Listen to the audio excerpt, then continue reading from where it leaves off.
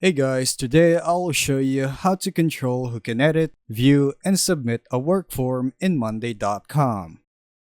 First, open your work form, click on the Board Settings tab, and go to Permissions. This is where you set who can edit, who can view results, and submission behavior.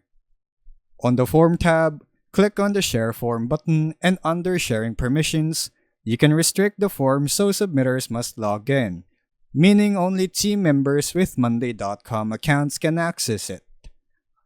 You can also enable password protection, which is an enterprise-only feature to tightly control access. Under the Edit Form section settings, you should also toggle submission options, like allowing multiple submissions, enable drafts, or even require reCAPTCHA to block spam.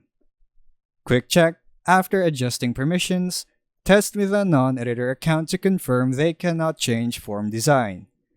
If you're using a public form, expect anyone with the link to submit, so enable required fields or reCAPTCHA to reduce spam. And that's how you manage work form permissions in Monday.com. Thanks for watching.